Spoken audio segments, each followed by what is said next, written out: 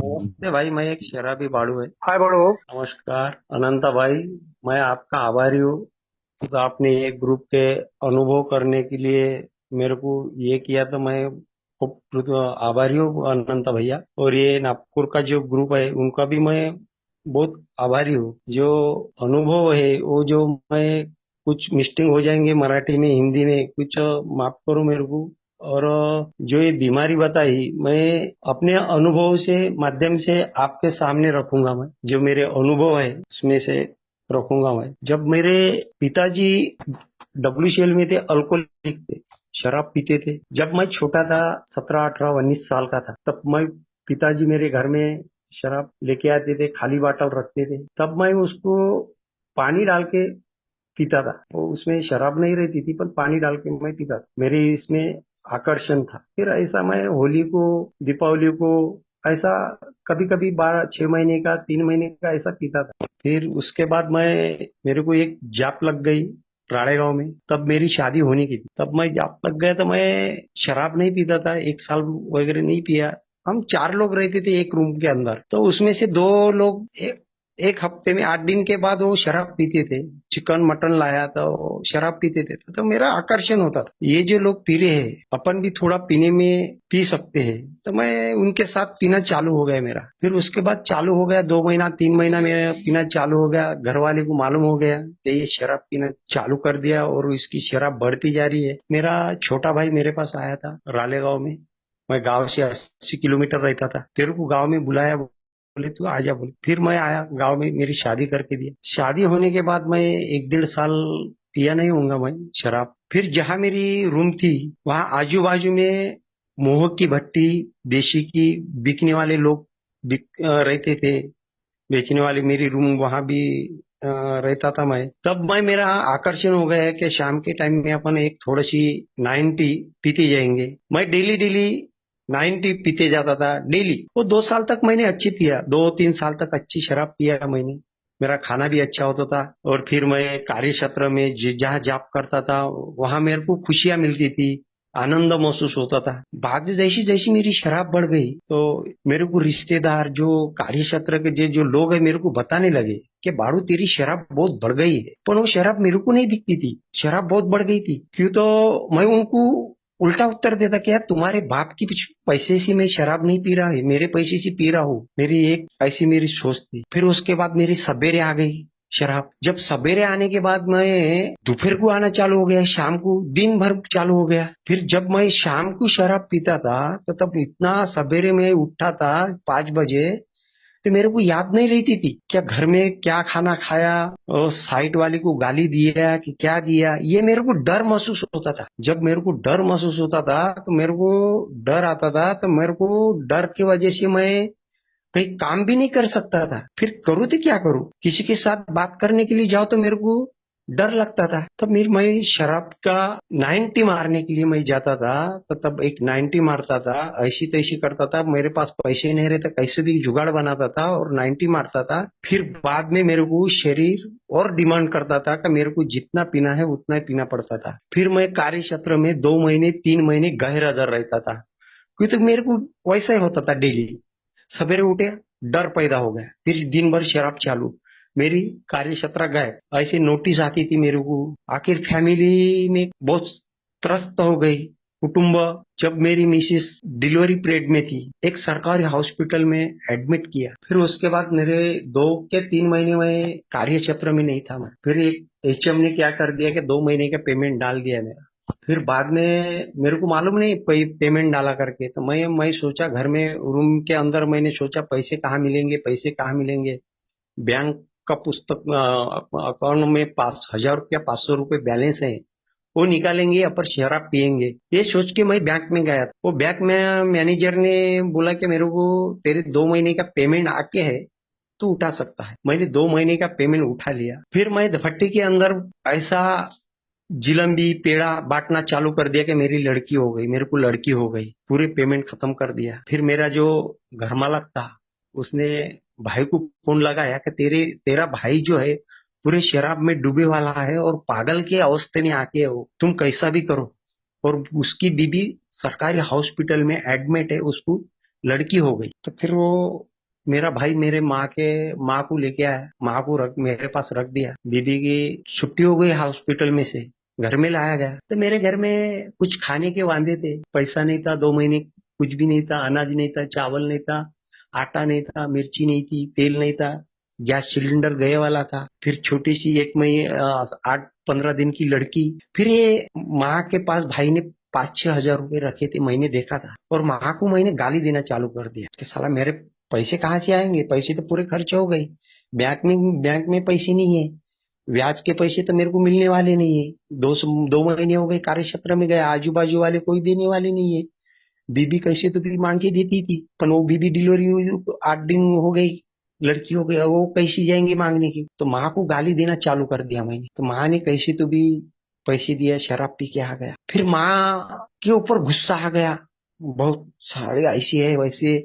मैंने चप्पल फेंक के मार दिया माँ। उसके बाद माँ बस स्टॉप पे गई और माँ घर में आके वो गांव में परत बस से आ गई। फिर मेरे ससुराल वाले को मालूम हो गया कि इसको लड़की के पास कोई भी नहीं है, और ये छोटी सी 15 दिन की लड़की है उसके पास, और वो शराब पी रहा है। फिर मेरे ससुराल वाले आ गए, फिर वो लेके गए ससुराल। बाद में मैं अकेला गिर गया। अकेला गिरने के बाद मेरे को डर महसूस हो गया। डर महसूस होने के बाद घर का सामान मिक्सर बेच दिया मैंने, जो जो सामान था वो बेचना चालू कर दिया मैंने, थोड़ा पर बेच दिया। फिर 1 साल हो गए मैं कार्य क्षेत्र में गए रह। उसके बाद मैं ससुराल गया। ससुराल वालों को इतना खोटा बोला मैंने, झूठ बोला कि मैं कार्य क्षेत्र में ज्वाइन हो गया। फिर मेरे बीबी को लेके आया, ससुराल वाले में मेरे साथ भेजा, मैं लेके गया साथ में। पर कार्य क्षेत्र में 7-8 महीने का, 1 साल नजीक हो गया था, मेरे को बहुत दिन हो गए, याद नहीं आ रहा, 1 साल हो गया था मेरे ख्याल से। तो गैर हाजिर था मैं। फिर पैसे कहाँ से लाएंगे, उधर उधर से पैसे जुगाड़ जमा के कुछ तो भी थोड़ा थोड़ा सामान लाया। फिर 1 महीना हो गया,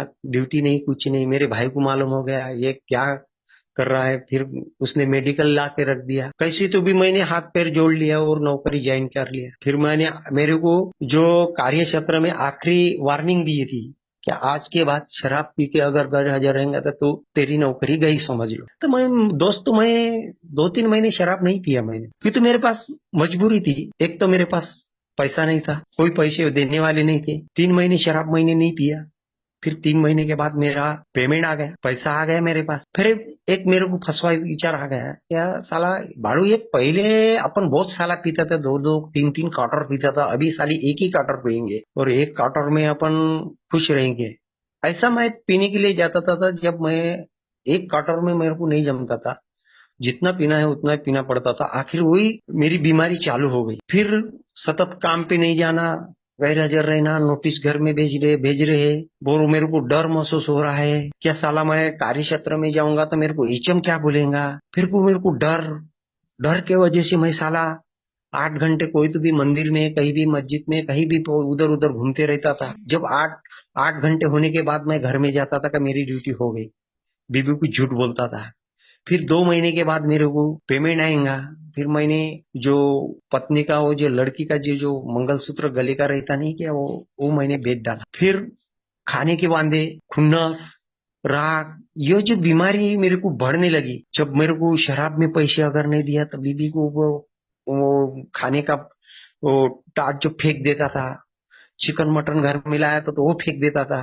सब्जी ऐसी बनाई वैसी बनाई, साली तू भोसड़ी की, तेरी खानदानी वैसी है, वो मेरी गाली देना चालू हो जाता था। फिर वो डर के वजह से वो रहते थे। फिर मेरे को आजू बाजू वाले जो लोग जो रहते थे मेरे साथ बात नहीं करते थे, क्यों तो मैं जहां मेरी बीवी गई वहां मैं डाउट पकड़ता था कि तू वहां गई क्यों, मेरा डाउट रहता था। तो डाउट की वजह से मेरी बीवी भी कहीं नहीं जाती थी।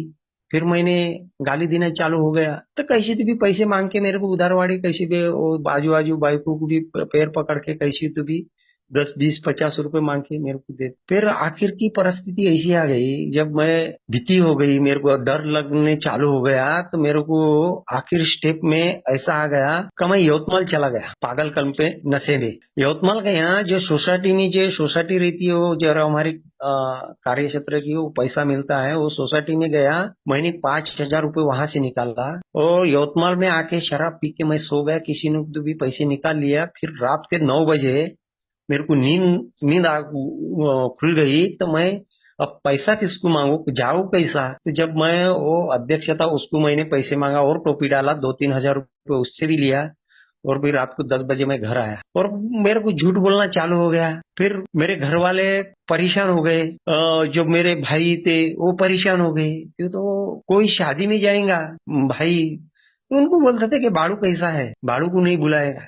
मेरे को कोई कार्ड नहीं देता था, फिर तो घर वाले को डर पैदा होता था कि साला ये इसको शादी में बुलाएंगे तो साला ये शराब पी के कुछ ना कुछ गाली देने वाला है। फिर मेरी बीबी जाती थी तो मैं उसको डाउट पकड़ता था शादी में। फिर मैं जाता था तो मैं वो उनके जो खुशियां रहती थी चेहरे का पूरा आनंद मैं खींच लेता था, वो उनके कुछ भी निराश के अवस्था में रहता था। एक बार ऐसा हो गया कि मेरा चाचा गुजर गया, गुजर जाने के बाद मेरे को बुलाया नहीं, ये तो बुलाया नहीं तो मैं जो हिंदी में क्या 14 दिन के बाद वो कार्यक्रम करते हैं, उस टाइम पे मैंने सोचा कि मैं जाऊंगा वहां पे। मैंने बहुत शराब पी लिया, मैं गया। जैसा मैं गया वैसे 200-250 लोग थे, वो पूरे गायब हो गए वहां से। एक भी मेहमान वो कार्यक्रम में नहीं रहा। वो तो मेरे को उनको डर लगता था कि ये साला शराब पी के किसी के साथ, भाई के साथ झगड़ा करेगा, बीबी को मारेगा, नहीं तो किसी को गाली देगा, पत्थर फेंक के मारेगा। एक डर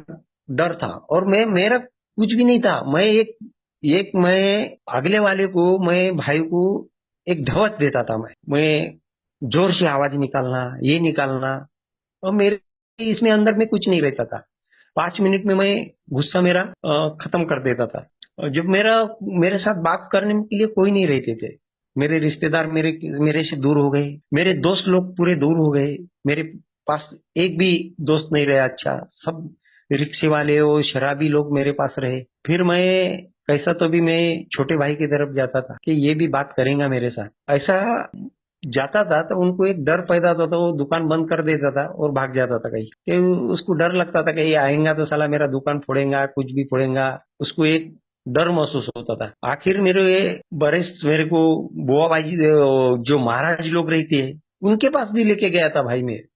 तो वहां से भी आया, मैंने 8 महीने दारू नहीं पिया। फिर उसके बाद और मेरी शराब बढ़ने लगी और मैं शराब के तरफ खींचने लगा। मेरे विचार बदल गए और जो मेरी खुन्नस बढ़ गई, और ज्यादा से ज्यादा मेरी खुन्नस बीबी के ऊपर। एक दिन ऐसा हो गया, बहुत झगड़ा हो गया घर में बीबी का और मेरा। फिर मेरे आजू बाजू वालों ने क्या कर दिया, कमरे के अंदर मेरे को बंद करके रख दिया। जब मेरे को कमरे के अंदर बंद करके रख दिया तो मेरी बीबी ससुराल चली गई।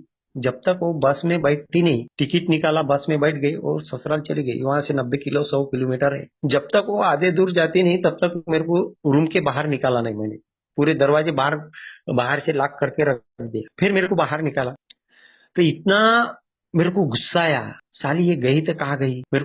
मेरे को डर महसूस होगा, पैसे कहाँ से लाऊं। फिर मैंने कैसे तो भी जुगाड़ लिया, बहुत शराब पी लिया, इतनी शराब पी लिया हाँ कि जैसा मेरा का होश मेरे को मैं नहीं था। रूम के अंदर आया रात को 12 बजे। मैंने क्या किया, जो कपाट रहता है वो बीबी का जो पहनने के जो कपड़े जो रहते हैं, वो जो पूरे के कपड़े जो रहते बीबी के, साड़ी जो भी है लड़की के, सब सब मैंने रूम के अंदर मैंने जला डाला। एक भी कपड़ा नहीं रखा मैंने। फिर जलाने के बाद सो गया। मैं सवेरे उठा और मेरी शराब चालू हो गई, और मैं ससुराल चला गया। ससुराल वाले इज्जत करते थे, इतनी शराब पीने के आने के बाद कुछ बोलते नहीं थे। खाना खाया, सो गया। फिर झूठ बोलना चालू हो गया मेरा, क्या मेरी नौकरी ड्यूटी ज्वाइन हो गई मेरी, आप मेरे साथ चल सकती है। तो चलने के लिए तैयार हो गई, दोनों लड़की लेके मैं और लेके आया।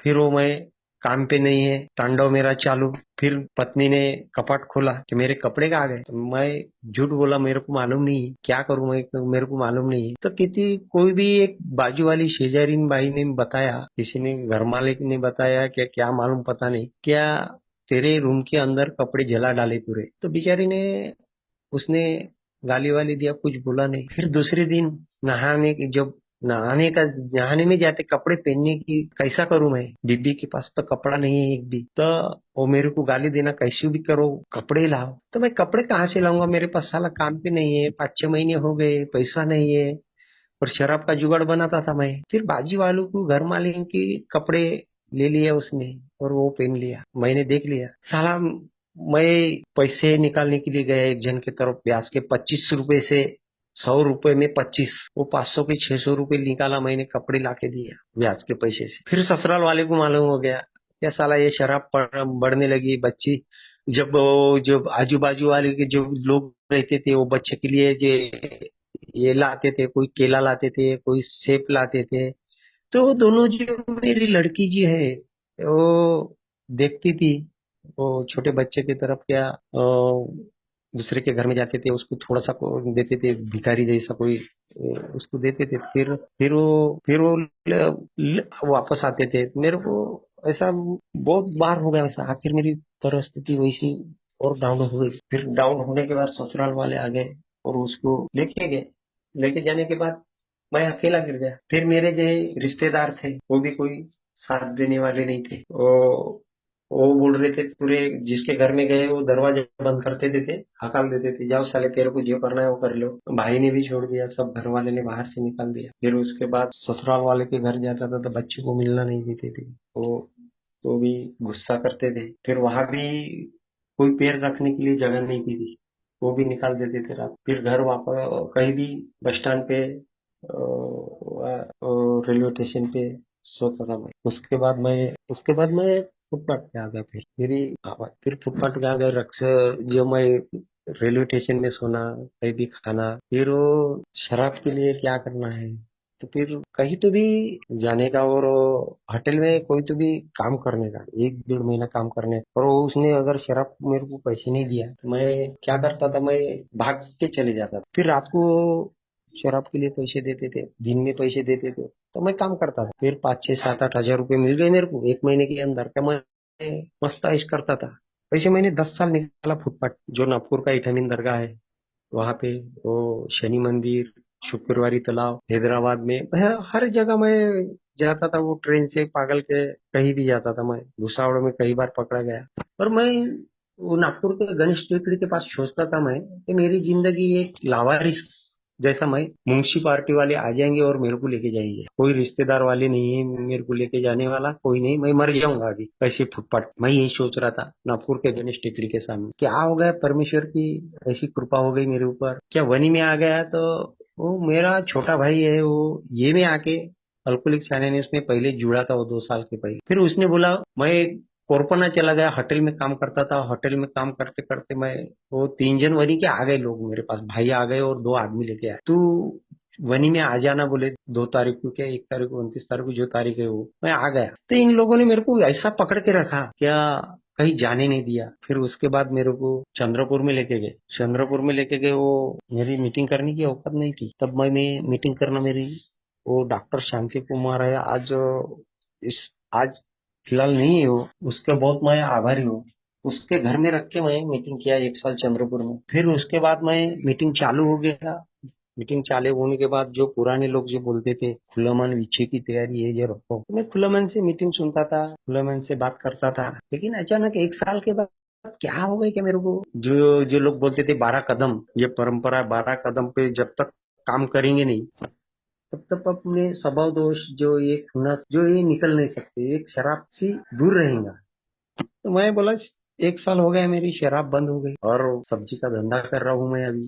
तो शराब बंद है, अच्छा लग रहा है मेरे को। अब क्या 12 कदम करने का है, मेरे को कुछ जरूरत नहीं है। शराब से दूर है। लोगों को बताता था, बड़े बड़े बातें बताता था, अरे ये यहाँ पे मीटिंग है, वहां पे मीटिंग है, मैसेज कैरिंग करता था, ऐसा हो गया वैसा हो गया, बदलना दृष्टिकोण, एक बड़े बड़े दिखावा दिखावापना करता था। तो 10 साल के बाद मेरी फैमिली भी आ गई। 10 साल के बाद आ गई फैमिली, फिर वो लड़की भी आ गई दोनों। तो फिर उसके बाद जो वो एक मेरा भाई मेंबर था उसके वजह से आ गई, नहीं तो मेरे को भी बहुत टाइम लगता था वो आने के लिए। वो परमेश्वर की विशेष कृपा है। फिर शराब की दूरी बंद। फिर मैंने जो घर में मैं कमाना, मेहनत कर रहा हूँ मैं सब्जी बेच रहा हूँ, मैं पैसा कमा रहा हूँ। मेरी बातों से घर में चिड़चिड़, खुन्नस, ये संताप, ये जो मेरे से भरे वाला था अंदर से, मेरे को ऐसा लगता था क्या पूरा मीटिंग में जाता था। मीटिंग में मेरे को शेयरिंग होना चाहिए।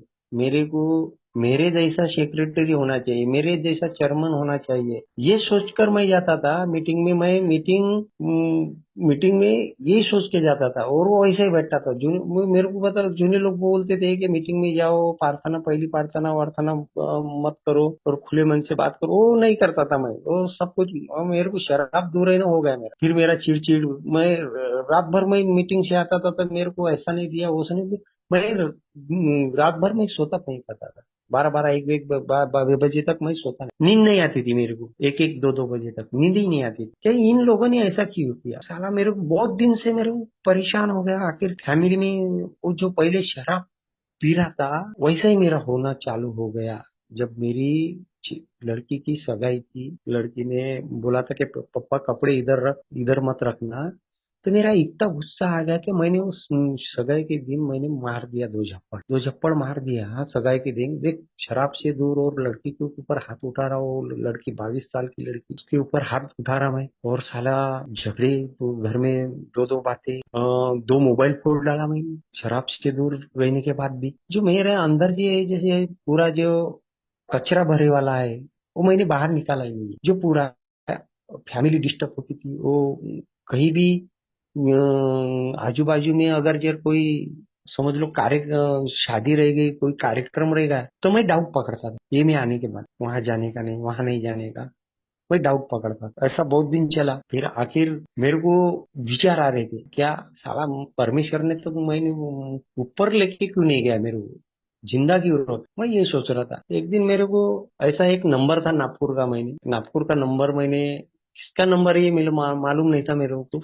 ये किसका नंबर है मेरे पास डायरी में था, वो फोन लगाया, मैंने फोन लगाया तो नागपुर को लग गया। तो उसने बातें किया मेरे से, तो मेरे को पहचान लिया, पहले से पहचानता था, वो चंद्रपुर में आते थे वो लोग, वो पुराना मेंबर है वो, और टाइमर है, 26-27 साल का है। तो मैंने अपनी स्टोरी बता दिया कि ऐसा ऐसा हो गया, मैं गुस्से से मीटिंग में और टाइमर को गाली दिया, वो दिया।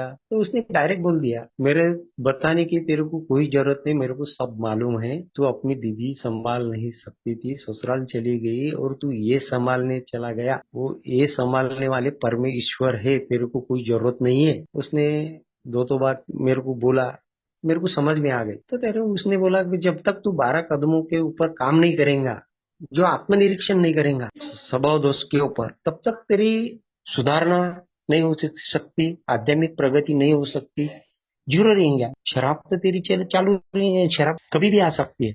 जब उसने मेरे को बोला, तो मैं 12 कदमों से काम करना मैंने चालू कर दिया। तो ये मेरा अनुभव है। क्या मेरी लड़की जो वहां पे रहती थी, वो आसाम में चला गया मैं, जवई के पास 8 दिन रह गया, 8 दिन निकाला वहां से मैं। तो जवई ने मेरे को, लड़की को फोन किया कि मेरे को ड्यूटी से आने के लिए रात को 10 बज जाते हैं, क्या तू मुर्गा बुला ले। तो लड़की ने मेरे को 500 रुपये दिया, मैं मुर्गा लेके आया, और जवई का फोन आ गया, क्या बोले, खाना खाने के लिए बोल दो तेरे पापा को, ये तो मेरे को बहुत टाइम लगेगा, 12-11 बज जाते। तो मेरे दिमाग में ऐसी सोच आ गई, इतने खराब विचार आ गए मेरे दिमाग में, कि साला जावई और लड़की को साला मटन मुर्गा खाने की है दोनों को मिलके, और मेरे को साला पहले खाना खाने के लिए ये लोग बोल रहे हैं, ये कितने साले ये मेरे मन में विचार आ रही थी, खराब विचार। जो ये विचार ऐसे आ रहे, ये में आने के बाद तो मैं सोचने लगा साला कि मैं जब तक मैं 12 कदमों पे काम नहीं करूंगा, तब तक मेरे विचार बदलने वाले नहीं है। तो ये रिकवरी के माध्यम से मैं ये डेली में 500 के साथ बात करता, अभी कोई तो भी दृष्टिकोण मेरा और बदल गया मेरा। मैं किसी के साथ में वाद विवाद में नहीं गिरता, पहले खुन्नस में किसी के साथ खुन्नस से बात करता था, हाथ नहीं मिलाता था किसी के साथ मीटिंग में, और गुस्से से बैठता था। अभी मैं मीटिंग में जाता था तो मैं मीटिंग में किसी की भी शेयरिंग रहो, नवागत रहो, और जूना आदमी रहो, कोई भी रहो, उसकी शेयरिंग मैं सुन लेता, जिसमें से अच्छा क्या है वो लेता, जो बुरा है वो छोड़ देता, और किसी की मैं निंदा नहीं करती।